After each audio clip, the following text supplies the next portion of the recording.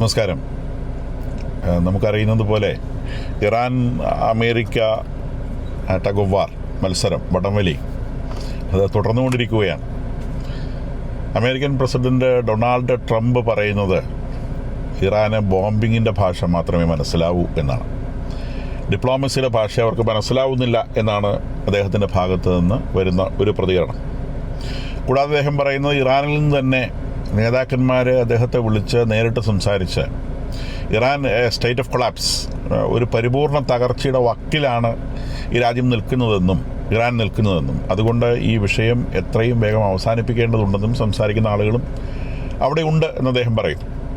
പക്ഷേ ഇറാനിൽ ആരാണ് കാര്യങ്ങൾ തീരുമാനിക്കുന്നത് എന്നുള്ളതിനെ സംബന്ധിച്ചുള്ള വലിയ വിഷയമാണ് ഇതിനകത്ത് നിൽക്കുന്നത് എന്നുള്ളത് നമുക്ക് എല്ലാവർക്കും അറിയാവുന്ന കാര്യമാണ്. അരാക്ചി നാളെ ഫ്രൈഡേ മറ്റന്നാൾ അദ്ദേഹം വീണ്ടും ഇസ്ലാമാബാദിൽ എത്തുന്നുണ്ട്. പക്ഷേ അരാക്ചിക്ക് ഇത്തരം കാര്യങ്ങളിൽ ഒരു തീരുമാനം എത്തിക്കാൻ സാധിക്കുമോ എന്ന് US-ന് ഉറപ്പില്ലാത്തത് കൊണ്ട് അവരുടെ ഭാഗത്ത് നിന്ന് ആരെയും അയക്കാൻ അവർ തയ്യാറായിട്ടുള്ളതായി വാർത്തകൾ പുറത്തേക്ക് വരുന്നില്ല. കാരണം ഇവർ ഓരോ പ്രാവശ്യം വരുമ്പോൾ ഓരോരോ പ്രപ്പോസലുകൾ വരികയാണ്. US അതിനൊരു മറുപടി കൊടുത്തു കഴിഞ്ഞാൽ ആ മറുപടിയെ സംബന്ധിച്ചുള്ള ഒരു ഡിസിഷൻ ഇറാനിൽ നിന്ന് വരണമെങ്കിൽ വളരെ ഏറ്റവും ചെറിയ കാര്യങ്ങളാണെങ്കിൽ പോലും ഒരു 3-4 ദിവസം എടുക്കുന്നു. കാരണം അവിടെ ഒരു തീരുമാനം എടുക്കാൻ ആളില്ല എന്നൊരു വിഷയമാണ് അവരെ സംബന്ധിച്ച് ഏറ്റവും പ്രധാനമായിട്ട് നടക്കുന്നത്. അതിനിടയിലൂടെ ഇറാൻ യുണൈറ്റഡ് നേഷൻ ഒരു ലെറ്റർ എഴുതിയിട്ടുണ്ട്. അമേരിക്ക ഇറാൻ്റെ കപ്പലുകളൊക്കെ പിടിച്ചെടുക്കുകയാണ്. ഇപ്പോൾ ഈ കഴിഞ്ഞ ഞായറാഴ്ചയും ഒരു കപ്പൽ അമേരിക്ക ഇറാൻ്റെ അത് പിടിച്ചെടുത്തിട്ടുണ്ട്. അപ്പോൾ ഞങ്ങളുടെ കപ്പലുകളൊക്കെ പിടിച്ചെടുത്തുകൊണ്ട് അമേരിക്ക ഇൻ്റർനാഷണൽ ലോ വയലേറ്റ് ചെയ്യുകയാണ് എന്ന് ഇറാൻ പറയുകയാണ്. അപ്പോൾ ഹോർമുസ് കടലിടുക്ക് അവർ തടഞ്ഞു വെച്ചിരിക്കുന്നത് വളരെ നിയമപരമായ കാര്യമാണ് എന്നാണ് ഇറാൻ്റെ ഭാഗത്തുള്ള നിലപാട് എന്ന് വേണം നമ്മൾ മനസ്സിലാക്കാൻ. ഇറാൻ അത്തരത്തിലാണ് ആ കാര്യങ്ങളെ കാണുന്നത്. ഇന്നലെ കിങ് ചാൾസ് പറഞ്ഞിട്ടുണ്ട്, if Iran had a nuclear weapon the whole world would be held hostage. അതായത് ഇറാന് ഒരു ന്യൂക്ലിയർ ആയുധമുണ്ടെങ്കിൽ ലോകത്തിനെ മുഴുവൻ അവർ ഈ ഹോർമുസ് കടലിടുക്ക് ഇപ്പോൾ അടച്ചു വെച്ചുകൊണ്ട് ലോകത്തെ മുഴുവൻ ഹോസ്റ്റേജസ് ആക്കി വെച്ചിരിക്കുന്നത് പോലെ ഒരു ന്യൂക്ലിയർ വെപ്പൺ ഉണ്ടെങ്കിൽ അവർ ആ ന്യൂക്ലിയർ വെപ്പണിൻ്റെ കരുത്ത് ഉപയോഗിച്ച് ലോകത്തെ മുഴുവൻ ഹോസ്റ്റേജ് ആക്കി നിർത്താൻ അവർ മടിക്കുകയില്ല എന്നാണ് കിങ് ചാൾസ് ഇന്നലെ ഈ ഒരു വിഷയത്തെക്കുറിച്ച് പറഞ്ഞത്. നമ്മൾ സൂചിപ്പിച്ചതുപോലെ ഇറാൻ്റെ ഒരു കപ്പൽ കൂടി അമേരിക്ക പിടിച്ചെടുത്തിട്ടുണ്ട്. അതിൻ്റെ പേര്, അതൊരു ടാങ്കറാണ്, MT സ്ട്രീം എന്നാണ് ആ ടാങ്കറിൻ്റെ പേര്. ദെൻ ഇസ്രായേലിനെ സംബന്ധിച്ച് ഇസ്രായേൽ ഹെസ്ബുള്ളയുമായി വെടിനിർത്തൽ എന്നുള്ള ഒരു ടേംസ് US-ൽ ഒപ്പിട്ട് ലെബനോണും ഇസ്രായേലും തമ്മിൽ ഒപ്പിട്ടിട്ടുണ്ടെങ്കിലും ഹെസ്ബുള്ളയുമായിട്ടുള്ള തെക്കൻ ലെബനോണിലെ യുദ്ധത്തിന് അയവൊന്നും വന്നിട്ടില്ല. ഹെസ്ബുള്ളയുടെ 1000-ലധികം ടാർഗറ്റുകൾ ഹെസ്ബുള്ളയുമായി ബന്ധപ്പെട്ടത് തകർക്കാൻ സാധിച്ചിട്ടുണ്ട് എന്നാണ് ഇസ്രായേലിൻ്റെ പ്രതിരോധ മന്ത്രി അറിയിച്ചിട്ടുള്ളത്. അപ്പം ഇസ്രായേലും ഹെസ്ബുള്ളയും തമ്മിലുള്ള സ്ട്രഗിള് തെക്കൻ ലെബനോണിൽ ഉഷാറായിട്ട് നടക്കുന്നുണ്ട്.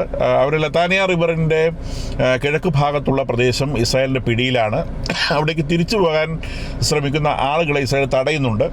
മാത്രമല്ല ലതാനിയ റിവറിൻ്റെ അപ്പുറത്തുള്ള അവിടെ ആളുകൾക്ക് വസിക്കാൻ സൗകര്യമുള്ള സാധനങ്ങളൊക്കെ ഇസ്രായേൽ തകർത്ത് കളഞ്ഞിട്ടുണ്ടെന്നാണ് മനസ്സിലാവുന്നത്. ദെൻ ഈ ബ്ലോക്കേഡിൻ്റെ ഒരു റിസൾട്ടിനെ കുറിച്ചുള്ള ചർച്ചകൾ വരുമ്പം ഇറാനെ സംബന്ധിച്ച് ബ്ലോക്കേഡിൻ്റെ ഫുൾ ഇഫക്റ്റ് അവർ അറിഞ്ഞു തുടങ്ങിയിട്ടില്ല എന്നുള്ളതാണ് സത്യം. നമുക്കറിയാവുന്നതുപോലെ അമേരിക്ക ഇറാനിയൻ പോർട്ടുകൾ മുഴുവൻ ഇറാൻ്റെ തീരം മൊത്തം ബ്ലോക്ക് ചെയ്ത് വെച്ചിരിക്കുകയാണ്. അപ്പോൾ ഇറാനിലേക്ക് സാധനങ്ങൾ പോവുകയോ വരികയോ ചെയ്യുന്നില്ല എന്നുള്ള ഒരു സംഗതി നിലനിൽക്കുന്നുണ്ട്. അപ്പോൾ ഇതിന് ഇറാനെ സംബന്ധിച്ച് ഏറ്റവും അത്യാവശ്യമുള്ളത് ഓയിൽ വിൽക്കുക എന്നുള്ളതാണ്. ഓയിലിനെ സംബന്ധിച്ച് കടൽ മാത്രമാണ് ഒരു ട്രാക്ക് ഉള്ളത്. നേരെ മറിച്ച് മരുന്നുകളോ ഭക്ഷണമോ ഒക്കെ പാകിസ്ഥാനിൽ നിന്ന് കരമാർഗം ഇപ്പോൾ വരുന്നുണ്ടെന്ന് വാർത്തകൾ പുറത്തു വരുന്നുണ്ട്. പാകിസ്ഥാനിൽ 2 ഭാഗത്തും ചവിട്ടി കളിക്കുകയാണ്. എപ്പോഴാണ് പാകിസ്ഥാൻ തോണിയെന്ന് വീഴുന്ന് പറയാൻ പറ്റില്ല. 2 വെള്ളത്തിലും ചവിട്ടി നിൽക്കുകയാണ്. അവിടെ അമേരിക്കയുടെ ബ്ലോക്കേഡിനെ സപ്പോർട്ട് അവരൊരു ഭാഗത്ത് ചെയ്യുന്നു, മറുഭാഗത്ത് അവർ ഗ്വഡാർ പോർട്ട് എന്ന് പറഞ്ഞിട്ടൊരു പോർട്ടുണ്ട് പാകിസ്ഥാൻ്റെ. ചൈനയാണ് ആ പോർട്ട് ഉണ്ടാക്കിയിട്ടുള്ളത്. അത് പാകിസ്ഥാൻ്റെ ഏകദേശം വടക്ക് ഭാഗത്തേക്ക് വരുന്ന ഒരു സംഗതിയാണ്.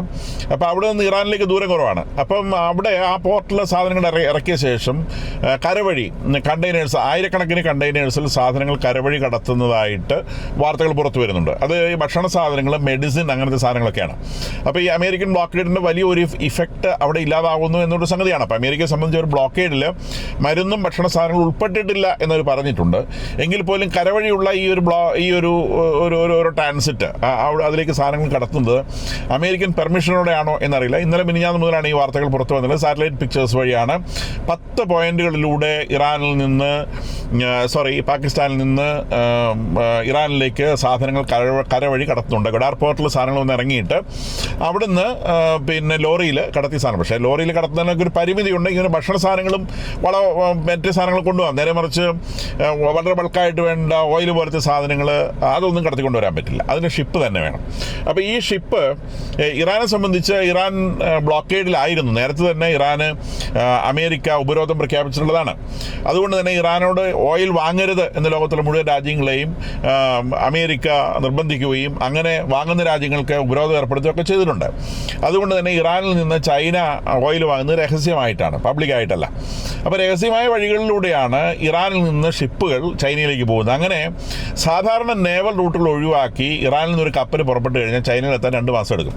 അപ്പോൾ 2 മാസം എടുത്തു കഴിഞ്ഞ് ചൈനയ്ക്ക് ഓയിൽ റിസീവ് ചെയ്ത് കഴിഞ്ഞാലും ഇതിങ്ങനെ കള്ളവഴിക്ക് വരുന്ന ഓയിലായതുകൊണ്ട് ചൈന ഉടനെ പേ ചെയ്യത്തില്ല. കാരണം അവൻ തന്നെ ഷൈലോക്കാണ്, പൈസയുടെ കാര്യത്തിൽ അവൻ എക്സ്ട്രീംലി ഷൈലോക്കാണ്. ഒരു 2 മാസം കഴിഞ്ഞാൽ അവൻ പേയ്മെൻറ്റ് നടത്തുള്ളൂ. എന്ന് പറഞ്ഞാൽ ഇറാനിൽ നിന്ന് പുറപ്പെടുന്ന ഓയിൽ അതിൻ്റെ പണം സാധാരണ 4 മാസം കഴിഞ്ഞാൽ. അപ്പോൾ ഈ payment is always 4 months delayed. അതായത് ഈ നേരത്തെ കൊടുത്ത ഓയിലിൻ്റെ പണം ഇപ്പോൾ വന്നുകൊണ്ടിരിക്കുന്നതേ ഉള്ളൂ. അപ്പോൾ ഈ ബ്ലോക്കേഡിൻ്റെ ഫുൾ ഇഫക്റ്റ് വരണമെന്നുണ്ടെങ്കിൽ ഏകദേശം 4 മാസത്തോളം കഴിയണം. അല്ലെങ്കിൽ ഈ ബ്ലോക്കേഡ് ഒഴിവാക്കിയാലും 4 മാസം കഴിയുമ്പം ഇറാനിൽ ഈ പൈസയുടെ ക്ഷാമം ഉണ്ടാവും എന്നുള്ളതാണ് ഈ പറഞ്ഞതിൻ്റെ അർത്ഥം. അപ്പോൾ അതാണ് ഈ ബ്ലോക്കേഡിൻ്റെ ഫുൾ ഇഫക്റ്റ് അങ്ങോട്ട് വന്നു തുടങ്ങുന്നതേ ഉള്ളൂ. അപ്പോൾ അവർ വേറൊരു പ്രോബ്ലം ഇറാനെ സംബന്ധിച്ചുള്ളത്, അവർക്കിപ്പോൾ ഓയിൽ എക്സ്പോർട്ട് ചെയ്യാൻ പറ്റുന്നില്ല. പക്ഷേ ഓയിൽ എക്സ്ട്രാക്ഷൻ നടക്കുന്നുണ്ട്. ഓയിൽ വെൽ എന്ന് പറയുന്നത് നമ്മൾ കിണറ്റിന് വെള്ളം കോരുന്ന പോലത്തെ പരിപാടിയല്ല. അതിനകത്തൊരു നോർമൽ റേറ്റിൽ ഓയിൽ എടുത്തുകൊണ്ടിരിക്കുന്ന ആ റേറ്റിൽ ഇങ്ങനെ എടുത്തുകൊണ്ടേയിരിക്കണം. അങ്ങനെ ഓയിൽ എടുക്കുന്നത് നിർത്തി കഴിഞ്ഞാൽ ഓയിൽ വെല്ലിന് കേടുവരും. അതിൻ്റെ പ്രഷർ വേരിയേഷൻ വഴി ഓയിൽ വെല്ലിന് ഡാമേജ് വരാം. ഓയിൽ ഒഴുകി വരുന്ന ഇങ്ങനെ ചോർന്ന് വരുന്ന സ്ഥലങ്ങൾ അടഞ്ഞു പോയേക്കാം. അല്ലെങ്കിൽ അതിനകത്തേക്ക് വെള്ളം സീപ്പ് ചെയ്ത് വന്നേക്കാം. ഒരുപാട് വിഷയങ്ങൾ ഒരു ഓയിൽ വെല്ലിൽ അതിനകത്തുള്ള എക്സ്ട്രാക്ഷൻ റേറ്റ് മാറ്റുന്ന സമയത്ത് അല്ലെങ്കിൽ നിർത്തുന്ന സമയത്തുണ്ടാവും. അപ്പോൾ ഈ ഓയിൽ എക്സ്ട്രാക്ഷൻ വഴി പുറത്തു വരുന്ന ഇപ്പോഴും ഫുൾ സ്കെയിലിൽ ഇറാൻ ഓയിൽ എക്സ്ട്രാക്ട് ചെയ്തുകൊണ്ടിരിക്കുകയാണ്. പക്ഷേ ഇത് സ്റ്റോർ ചെയ്യാൻ സ്ഥലമില്ല. ഒരു 10-15 ദിവസം കൊണ്ട് ഇറാൻ്റെ സ്റ്റോറേജ് ഫെസിലിറ്റി പൂർണ്ണമായി നിൽക്കും. അങ്ങനെ സ്റ്റോറേജ് ഫെസിലിറ്റി പൂർണ്ണമായി നിന്ന് കഴിഞ്ഞാൽ പിന്നെ ഇറാന് ഓയിൽ പുറത്ത് എടുക്കാൻ പറ്റില്ല. ഓയിൽ എടുക്കാൻ പറ്റാത്ത ഒരു സാഹചര്യം വന്നാൽ എണ്ണക്കിണറുകൾ പൂട്ടിയിടേണ്ടി വരും. എണ്ണക്കിണറുകൾ പൂട്ടിയിടുന്ന സാഹചര്യം എണ്ണക്കിണറുകൾക്ക് പെർമനന്റ് ഡാമേജ് വരുത്തും. അതും രാജ്യത്തിൻ്റെ ഭാവിയെ സംബന്ധിച്ച് വളരെ ദൂരവ്യാപകമായ ഫലങ്ങൾ ഉണ്ടാക്കുന്ന സംഗതിയാണ് എന്ന് പറയപ്പെടുന്നുണ്ട്. അപ്പം വേറൊന്ന്, ഇറാനെ സംബന്ധിച്ച് ഒരു നേതൃത്വമില്ലാത്തത് കൊണ്ട്, തീരുമാനമെടുക്കാൻ നേതൃത്വമില്ലാത്തതുകൊണ്ട് ഇവർ നെഗോസിയേഷൻ എന്ന് പറഞ്ഞാൽ സമയം വാങ്ങിയെടുക്കാൻ ശ്രമിക്കുകയാണ്. നെഗോസിയേഷൻ അല്ല വാസ്തവത്തിൽ നടക്കുന്നത്. അവർ സമയം വാങ്ങിയെടുക്കാൻ വേണ്ടി ഞാൻ അടുത്ത വെള്ളിയാഴ്ച വരാം, അത് കഴിഞ്ഞത്തെ വെള്ളിയാഴ്ച വരാം, പിറ്റത്തെ വെള്ളിയാഴ്ച വരാം, ഇങ്ങനെ ഓരോ അവധി പറഞ്ഞ് ഇത് നീട്ടി കൊണ്ടുപോകണം. ഇത് നേരത്തെ മുതലേ ഇവർ ചെയ്യുന്ന പരിപാടിയാണ്. യുദ്ധത്തിന് മുമ്പും 5 റൗണ്ട്, 6 റൗണ്ട്, 8 റൗണ്ട്, 10 റൗണ്ട് ടോക്കുകളാണ്. They are buying time. അങ്ങനെ ക്ഷമ കിട്ടിട്ടാണ് ട്രംപ് ഇവരെ ആക്രമിക്കാൻ പോയത്. ഇപ്പോഴും ഇവരെ സമയം ബൈയാണ്. പക്ഷേ ഈ സീജിൻ്റെ വിഷയം ഉള്ളതുകൊണ്ട് ഇവരെ സംബന്ധിച്ച് അത് അങ്ങനെ നീട്ടിക്കൊണ്ട് പോയി കഴിഞ്ഞാൽ അതിന് ദൂരവ്യാപകമായ ഫലമുണ്ടാകും. പക്ഷേ വിഷയം എന്താണെന്ന് ചോദിച്ചാൽ, ഇപ്പോൾ അമേരിക്കയിലായിക്കോട്ടെ, ഇന്ത്യയിലായിക്കോട്ടെ, മറ്റേതൊരു രാജ്യത്തായിക്കോട്ടെ, സംസാരിക്കുന്ന ഒരു ജനമുണ്ട്. ഇവരുടെ നാട്ടിൽ ആ സാധനമില്ല. ഇവരുടെ നാട്ടിൽ ആകെ IRGC എന്ന് പറയുന്ന സാധനത്തിന് മാത്രമേ ശബ്ദമുള്ളൂ, വേറെ ഒന്നിനും ശബ്ദമില്ല. IRGC എന്ന് പറയുന്ന മതം തലയ്ക്ക് പിടിച്ചൊരു പട്ടാളം. അപ്പോൾ അവരെ സംബന്ധിച്ച് മരിച്ച് സ്വർഗത്തിൽ പോവുക എന്നുള്ളൊരു ലക്ഷ്യം മാത്രമാണ്. തങ്ങളുടെ ഖമനയി തുടങ്ങി വെച്ച ആ ഒരു സംഗതി എങ്ങനെയെങ്കിലും പ്രാവർത്തികമാക്കണം, ആ ഒരു സംഗതിയാണ്. അപ്പോൾ ഈ ഖമനയുടെ ഈ ജീവച്ഛവമായിരിക്കുന്ന ഒരു ഖമനയിനെ അവർ രാജ്യത്തിൻ്റെ തലവരായി നിയമിച്ചതിലും തന്നെ അവർക്ക് ആ സത്യപ്രതിജ്ഞയുള്ള അലിജിയൻസ്, അതായത് അമേരിക്കയെ നശിപ്പിക്കുക, ഇസ്രായേലിനെ നശിപ്പിക്കുക, ലോകത്തുള്ള മുഴുവൻ ജൂതന്മാരെ നശിപ്പിക്കുക എന്നുള്ള ആ സത്യപ്രതിജ്ഞയോടുള്ള അവിടെ അലിജിയൻസ് ആണ് വാസ്തവത്തിൽ ഒരു ജീവച്ഛവമായ ഒരു മൊജ്തബ ഖമനയെ അവിടെ കയറ്റിയിരുത്തിയതിൽ നിന്നും നമുക്ക് കാണാൻ സാധിക്കുന്നത്. അപ്പോൾ അവരെ സംബന്ധിച്ച് ഇവിടുത്തെ ഇറാൻ തകർന്നു പോകുന്നതോ, ഇറാനിലെ ജനങ്ങൾ പട്ടിണിയായി പോകുന്നതോ, ഇറാനിലെ ജനങ്ങളിൽ പട്ടിണി കിടന്ന് മരിച്ചു പോകുന്നതോ, രാജ്യം തന്നെ ഇല്ലാതായി പോകുന്നതോ ഒന്നും അവരുടെ വിഷയമല്ല.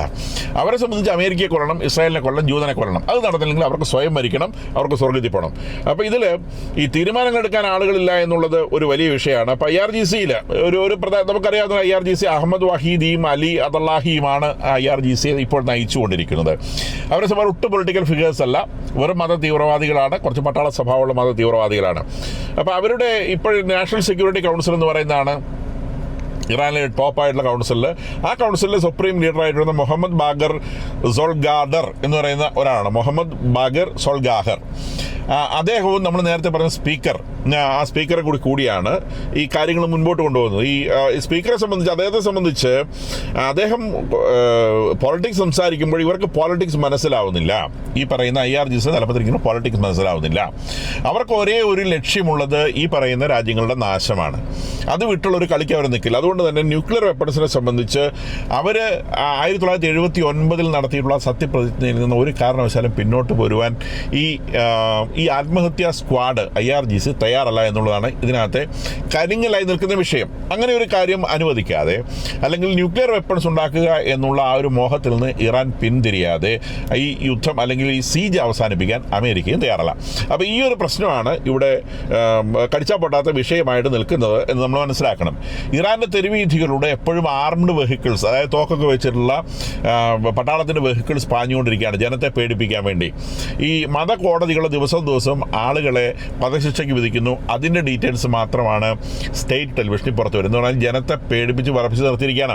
അവർ റോഡിലേക്ക് നോക്കുമ്പം കവചിത വാഹനങ്ങളും തോക്കുകളും പട്ടാളക്കാരെയും മാത്രമാണ് കാണുന്നത്. അപ്പോൾ ജനത്തെ ചവിട്ടി ഒതുക്കി നിർത്തിയിരിക്കുകയാണ്. ഇനി ആവശ്യത്തിന് ചവിട്ടി ഒതുക്കാൻ അവിടെ ആളില്ല. ബസീജ് ഫോഴ്സ് എന്ന് പറഞ്ഞൊരു ഫോഴ്സാണ് അത് ചെയ്യുന്നത്. IRGC അല്ല അത് ചെയ്യുന്നത്. അവർ ഏകദേശം 6 ലക്ഷം ആളുകൾ കപ്പാസിറ്റി ഉണ്ട്. അപ്പോൾ അത് പിന്നെ ആവശ്യത്തിന് നമ്പർ ഇല്ല എന്ന് തോന്നിയത് കൊണ്ടാണ് ഇപ്പോൾ ഇറാഖിൽ അവിടെ ഉള്ള പിന്നെ ഷിയാക്കളുടെ തീവ്രവാദി സംഘടനകളുണ്ട്. ഇറാനിലെ അമേരിക്കയുടെ പട്ടാളമായിട്ട് വഴക്കുണ്ടാക്കാനൊക്കെ നിർത്തിയിട്ടുള്ള സംഘടനകളുണ്ട്. അപ്പം അത്തരം സംഘടനകളിൽ നിന്ന് ആളുകളെ ഇറാനിലേക്ക് കൊണ്ടുവന്നിട്ടുണ്ട് എന്നാണ് പറയുന്നത്. ഈ ജനത്തെ ഒതുക്കി നിർത്താൻ വേണ്ടി ഈ പുറമേയുള്ള ഹിസ്ബുള്ള പോലത്തെ സാധനങ്ങൾ, അത് ഈ ഇറാഖിൽ വർക്ക് ചെയ്യുന്ന ഹിസ്ബുള്ള പോലത്തെ അവിടുത്തെ ആളുകളെ കൂടി ഇപ്പോൾ ഇറാനിലേക്ക് കൊണ്ടുവന്ന് ജനത്തെ ചവിട്ടി ഒതുക്കി നിർത്തിയിരിക്കുകയാണ് എന്നുള്ളതാണ് ഇപ്പോൾ പുറത്തു വരുന്ന ഒരു വിവരം എന്ന് മനസ്സിലാക്കണം.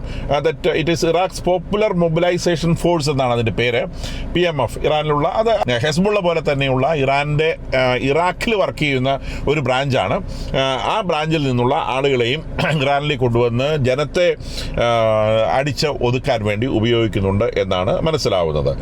ഇത്രയേ ഉള്ളൂ. ഈ ന്യൂക്ലിയർ വെപ്പൺസിനെ സംബന്ധിച്ചുള്ള തീരുമാനത്തിലെത്താൻ കഴിയുന്നില്ല എന്നുള്ളതാണ് പ്രധാനപ്പെട്ട സംഗതി. അതിനിടയിലൂടെ റഷ്യയുടെ യുണൈറ്റഡ് സ്റ്റേറ്റിലെ അംബാസഡർ ഇറാന് ന്യൂക്ലിയർ വെപ്പൺസ് ഉണ്ടാക്കാനുള്ള അവകാശമുണ്ട്, കൂടാതെ ഈ ഹോർമുസ് എന്ന് പറയുന്ന ഇറാൻ്റെ അവകാശപ്പെട്ടൊരു സ്ഥലമാണ്, അവിടെ അമേരിക്കയാണ് പ്രശ്നം ഉണ്ടാക്കുന്നത് എന്ന നിലയിലൊരു പ്രസ്താവന അദ്ദേഹം നടത്തിയിട്ടുണ്ട്. കാരണം ഈ ഇറാനിലെ ഈ സീജ് അല്ലെങ്കിൽ ഈ പ്രശ്നം എത്ര നീണ്ടുപോകുന്നോ അത് മുഴുവൻ പണമായി റഷ്യയുടെ പെട്ടിയിൽ വീഴും.